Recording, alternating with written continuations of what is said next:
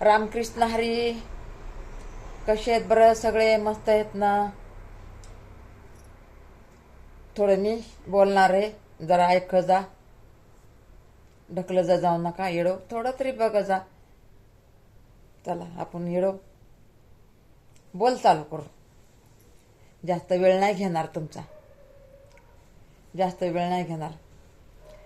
बघा, आपण कर्तव्य तर करतो, कर्तव्य तर करतो, फार आपण अपेक्षा ठेवतो बरं का. फार अपेक्षा ठेवतो आपण.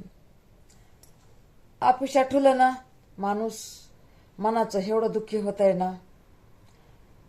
अपेक्षा म्हणून आता तर मला असं वाटतंय की अपेक्षा ठेवायला नकोच, अपेक्षा ठेवायला आपल्याला नकोच असं झालंय बघा.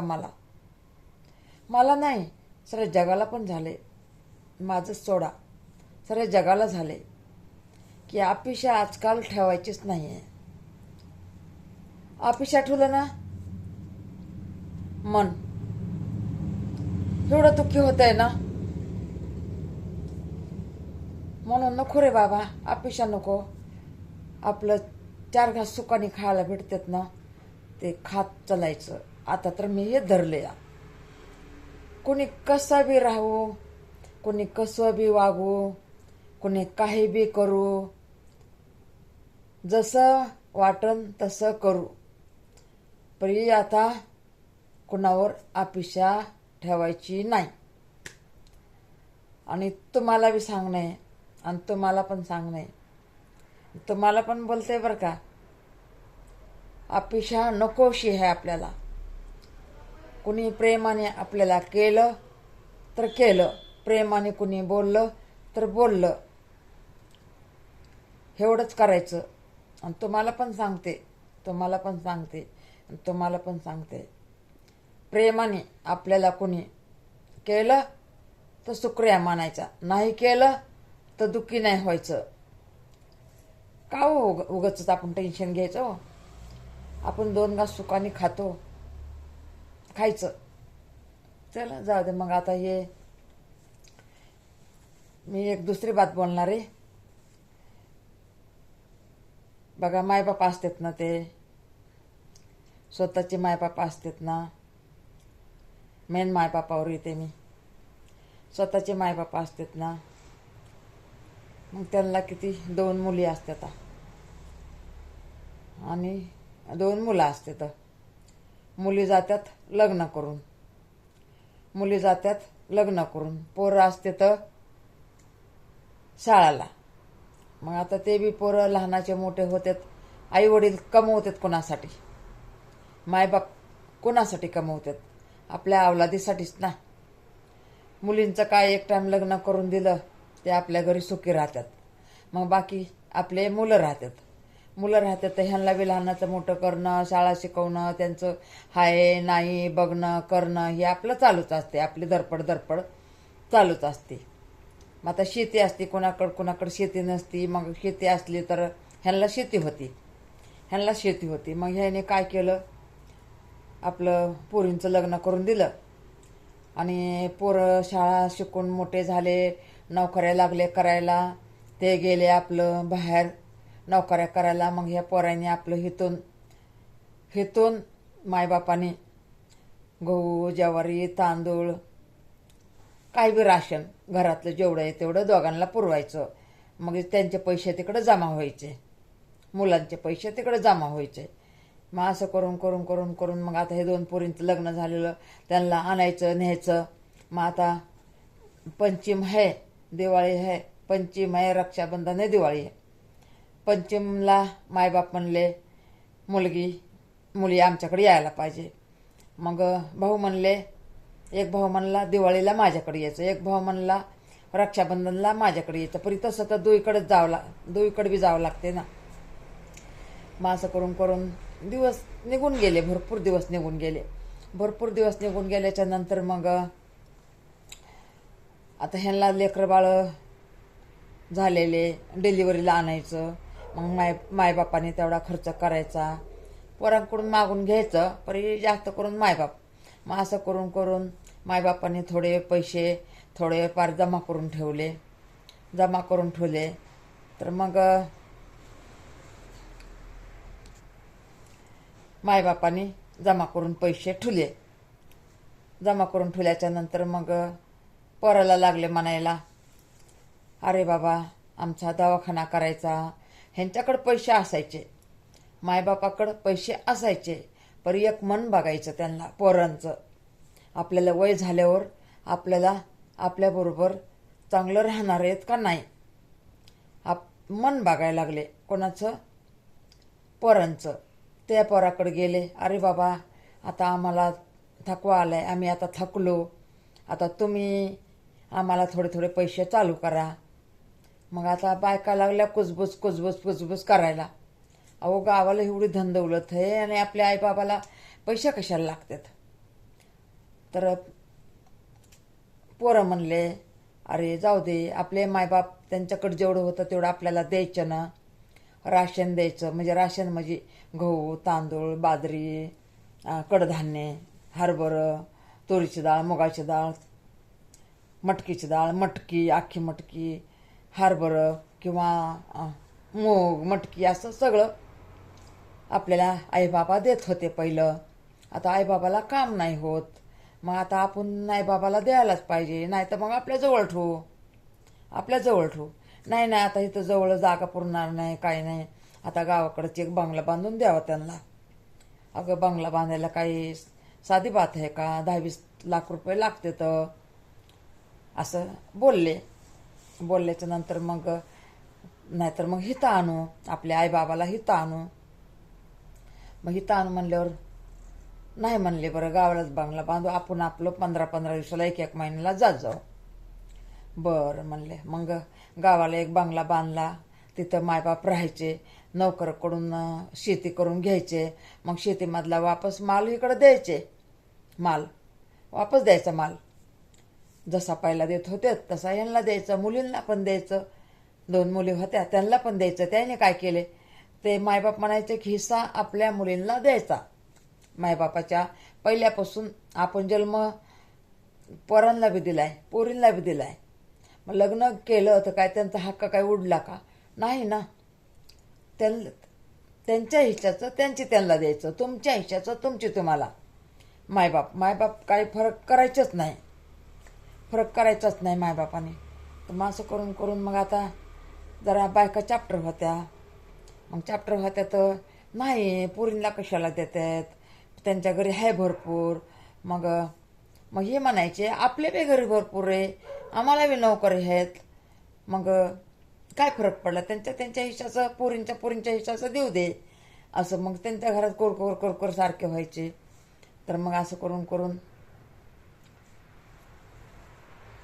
बघा, असं करून एक दिवस, आता काय बोलायचं, आता एक दिवस आई बाबा म्हणले, म्हणजे आले पोराकडे आले आई बाबा. त्यांना बोलू वाटानं गेलं पर इथे म्हणले अरे पोरे हो, अरे तुम्ही काय करा, मला नाही का गुडघ्याचा लई त्रास झालाय, उठा याय नाही बसा याय नाही आमच्या दोघा नवरा बायकोला.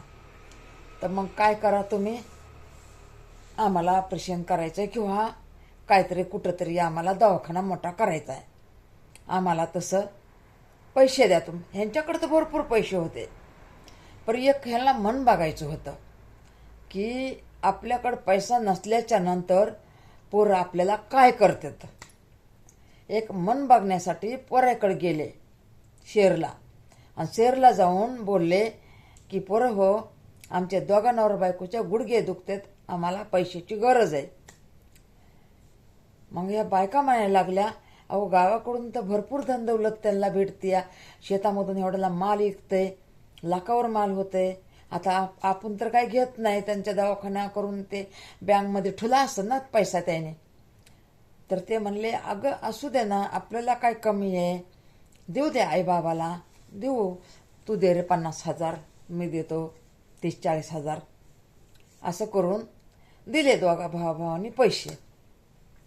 मग वापस पुढच्या वर्षी पुढच्या वर्षी म्हणजे ह्यांना मन बघायचं होतं ना, आई बाबाला मन बघायचं होतं की आमचे पोरं दम धरतेत का नाही, काय करामत करून आम्हाला दाखवते ते बघायचं होतं. म्हणून त्यांना हे कारस्थान मांडून ठेवलेलं होतं पुढं. की मग वापस गेले पुढच्या वर्षी, पाहिले दुखायला, वापस गेले पुढच्या वर्षी, वापस गेल्याच्या नंतर मग अरे पोरं काय द्या बरं पैसे, आमचं काय दुखणं राहिले बरे, वापस आम्हाला दवाखाना करायचा आहे. तर मग आता बायका म्हणायला आताच पैसे दिले गेल्या वर्षी आणि आता अजून कसं काय बाबा पैसे मागायले. तर मग आता चकितच झाले ना. मग त्यांना बी वाटायला लागलं की हे सगळे पैसे पोरींना द्यायलेत वाटतं, सगळे पैसे पोरींना द्यायलेत वाटतं. असा भरम झाला ना. मग भरम झाला त्या भावांना. तर मग पैसे दिले पोरांनी म्हणून दाखवलं. म्हणले आई बाबा म्हणजे बायकांनी सांगितलं तुम्ही विचारा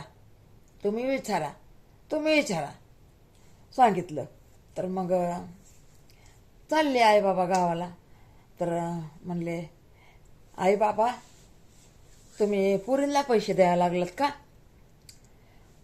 ते म्हणले नाही, आम्ही जसं तुम्हाला देतो तसं पुरींना देतो, पुरींचा हिस्सा पुरींना आणि बाकी तुमचं तुम्हाला काय येते, आम्ही तुमचे पैसे कशाला द्यावा, तुमचे तुम्हाला आम्ही बरोबर पैसे देत होतोत ना. ते म्हणले हो. मग तुम्ही आम्हाला कसं काय विचारायला लागलात की आई बाबाला पैसे देतात, आपलं मुलींना पैसे देतात काय बाबा. तर मग तुम्हाला डाऊट आला वाटतं. तर बरं म्हणले असू द्या, नाही तसं काय नाही म्हणले, डाऊट नाही काय नाही तसं काही नाही, ठीक आहे म्हणले बाबा. मग अजून पुढच्या वर्षी ते बी लय करामती, आई बाबा बी लय करामती. अजून पुढच्या वर्षी आले मागायला. तर मग त्या सुना म्हणल्या आता काय पैसे देऊ नका, आपले लेकर बाळ मोठे व्हायला लागलेत, ह्यांच्या शिक्षणाला पैसा लागल आणि आपण आईबाबाला दिलं तर मग आपल्याकडं काय राहील असं म्हणायला लागले. हे नक्कीच पोरींना पैसे द्यायलेत. पूर्ण भरमा आला. तर मग नाही म्हणले त्यांच्या बायका म्हणल्या द्यायचेच नाही म्हणले पैसे. एवढे दरवर्षी 40-40, 50-50 हजार रुपये पहिले ते देत होते, आता इथूनच घ्यायला लागलेत. एवढं मालाचे पैसे काय करायला लागले. तर मग सगळा पैसा पोरींना द्यायलेत. तर मग ते म्हणले आता भेटणार नाहीत आई बाबा, आता तुमचे तुम्ही भागवा. आणि मग पोरीकडे गेले. म्हणले बरं नका देऊ, खुश राहा, मस्त राहा, आनंदी राहा, नका देऊ म्हणल्याच्या नंतर मग काय केलं, आता मन बघण्यासाठी पोरीकडे गेले. मोठ्या पोरीकडे गेले.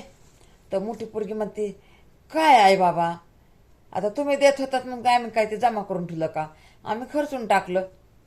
अगं बाई मी दिलं म्हणून नाही मागत तुम्हाला, की मला गरज आहे पैशाची म्हणून मी तुम्हाला पैसे मागायले. म्हणले नाही ना बाबा पैसे नाहीत म्हणली, आई पैसे नाहीत, मोठी पोरगी म्हणली. आणि बारकी पोरगी होती, बारक्या पोरीकडे आले. तर मग बारक्या पोरीला म्हणले अगं मुली आम्हाला पैसे पाहिजेत. ती म्हणते आई बाबा किती पाहिजे तुम्हाला पैसे. ती म्हणले काय तेवढे 40-50 हजार. म्हणली हो म्हणली, त्यांना येऊ द्या मी लगेच देते, नाही तर धरा घ्या म्हणली हे पैसे. असं काढलं आपलं बायांचं कसं पाकिट असतेच ना जवळ, असं पाकिट काढलं बघा. आणि लगेच म्हणायला लागली धरा. असं मोजले पण नाही बघा तिने, मोजले पण नाही. हे माझ्या कामाचे पैसे येतो, तुम्हाला वाटून काही युट्यूबमधून आले का, काय युट्यूबमधून येते ना. तर मग असंच पाकिट काढलं. असं आता मी कसं मोजायले बघा, असं मी कशी मोजायले ना, हे बघा मी मोजायले ना. तर त्या मुलीनं मोजले पण नाही.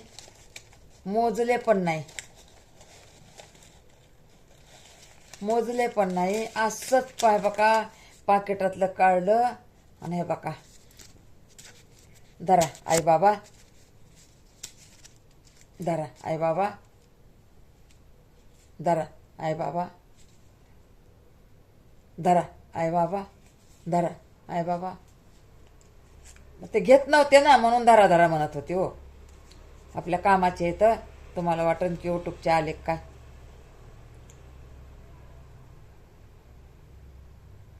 कामाचे इथं असं असतंय. त्या मुलीनं काढून, बारक्या मुलीनं काढून अशाला असं पाकिट दिलं हो. तुम्हाला काय सांगायचंय मुलींनो, अशी कहाणी असते या.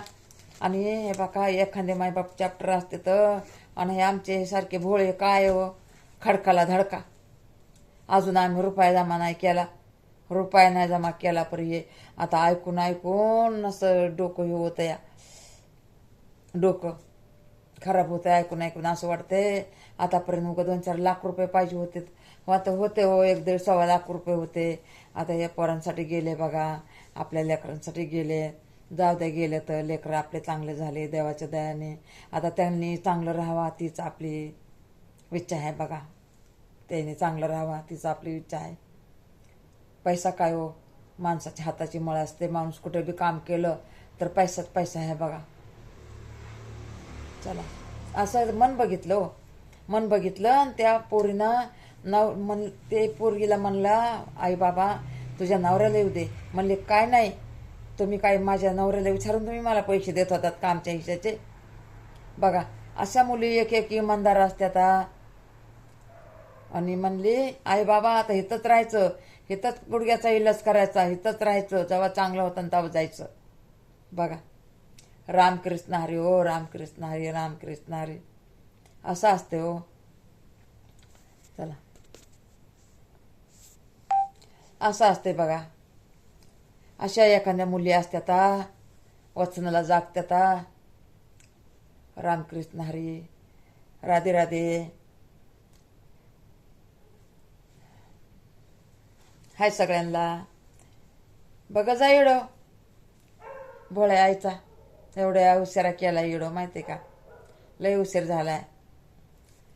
टाकायला इडो नसतं ना, इकडं तिकडं जावं लागते, इडो टाकायला नसते आपल्याकडं. म्हणून हे बघा केलाय मी इडो. माफ करा मला, रात्रीचंच इडो मी करते बघा. हे म्हणून तोंड सुजलेलं असते माझं बघा की.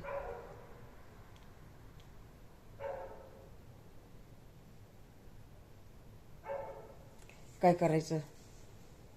चला रामकृष्ण हरी, राधे राधे. अजून काय हो, जय महाराष्ट्र, जय भीम.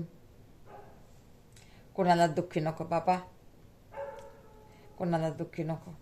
हाय सगळ्यांना. हाय हाय बाय टाटा. सुखी राहा, मस्त राहा, आनंदी राहा.